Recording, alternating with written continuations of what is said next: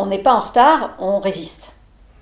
C'est-à-dire que la vision française de la culture, et qui continue à être une vision extrêmement traditionnelle, élitiste, masculine,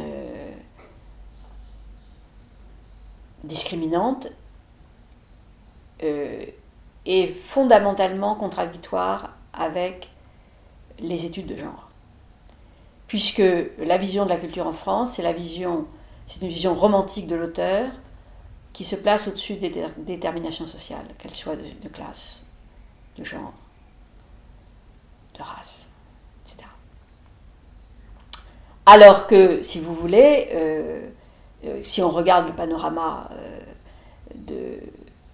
du monde culturel français, on voit bien qu'il est très majoritairement masculin, hein, et que plus on monte dans les hiérarchies socioculturelles, plus c'est masculin. Mais justement, parce que ça reste extrêmement masculin, le modèle est masculin, et c'est un modèle masculin qui refuse de se reconnaître comme tel. De la même façon qu'on a parlé de suffrage universel, alors que c'était un suffrage universel masculin, en France, hein, en 1848, et que les femmes ont été les dernières en France, en Europe, à obtenir le droit de vote, en 1945. De la même façon, dans le monde culturel, on se réclame d'un modèle qu'on dit universel, mais qui en réalité est masculin, et doublement masculin, puisqu'il ne se reconnaît pas comme masculin, il se revendique comme universel.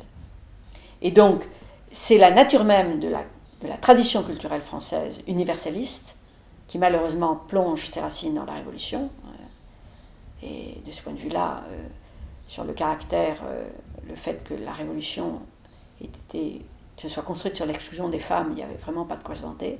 Hein. Ça fait partie des grandes contradictions de la tradition démocratique française. Hein. C'est que la démocratie en France a exclu les femmes. Et bien entendu, nous sommes dans cet héritage, nous en gardons des traces extrêmement fortes. Et aujourd'hui, alors vous connaissez sans doute l'enquête qui a été faite sur le spectacle vivant par Reine Pratt, missionnée par le ministère de la Culture dans les années 2005-2006, où elle a fait le constat objectif que 95% des institutions du spectacle vivant étaient dirigées par des hommes. Et ce constat n'est pas reconnu par les parties prenantes. Des gens comme Olivier Py, par exemple, continuent à être dans le masculin, alors en plus le masculin homosexuel, ce qui est extrêmement chic, et continuent à ne pas reconnaître les mécanismes d'exclusion des femmes de la création. La caractéristique du monde culturel français, c'est d'être dans le déni des rapports de domination genrés.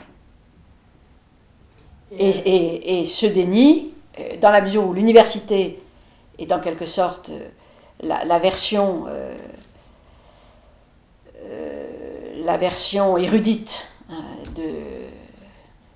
du monde culturel, hein, on retrouve ce même déni.